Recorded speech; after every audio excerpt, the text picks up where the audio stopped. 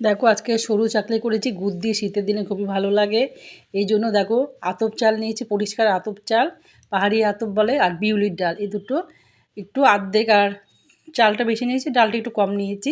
নিয়ে ভিজিয়ে ভালো করে জল ঝাঁঝরি থালা একটু মানে জলটা ঝরিয়ে নিয়ে তার মধ্যে এবার মিক্সার গ্রাইন্ডারের মধ্যে এটা নিয়ে নিলাম, আর সামান্য লবণ নিয়ে এটা একটু ভালো করে পেস্ট করে নেব। অল্প পরিমাণ জল নিলাম, নাহলে আটকে যাবে। এরকম করে এটা পেস্ট করে একটু ব্যাটার বানিয়ে নেব। এই দেখো আমি সব কিছু একরকম দিয়ে দিয়েছি, দিয়ে এবার মিক্সার গ্রাইন্ডারে ভালো করে মিক্সি করে আমি এটাকে দেখো এরকম ব্যাটারটা বানালাম। এই দেখো এরকম থকথকে ব্যাটারটা বানিয়ে এবার আমি ওই যেটার মধ্যে সুবিধা হবে তোমাদের, যেটা তোমার হাতের কাছে পাবে, ওই ফ্রাইং প্যানে ননস্টিকের কড়াইতে করবে, তবে অসুবিধা হবে না, সব রকমই উঠে যাবে।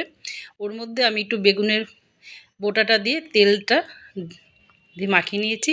এবারে এক হাতা মাপ মতো, আমার এটা ছোট তাই ছোট একটা হাতা দিয়ে এই যে এক হাতা চালের গুঁড়োর ব্যাটারটা দিয়ে এই হাতার পেছনটা দিয়ে এরকম করে পাতলা করে নাড়িয়ে পাতলা করে দিলাম।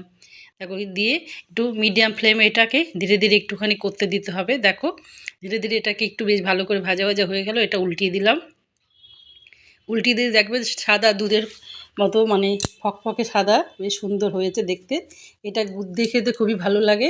এরকম আইটেম করে অনেক রকম পদই হয়। আমি যে এটা সরু চাকলিটা এরকমভাবে করলাম। দেখো তোমরা ছুটির দিন একটা পরিষ্কার খাবার, পট করে কোনো তেল ঝাল কিছু নেই, সুস্বাদু খাবার, এমনি পুষ্টিকর খাবার করে নিতে পারো। আর এটা কেমন হয়েছে তোমরা বলো।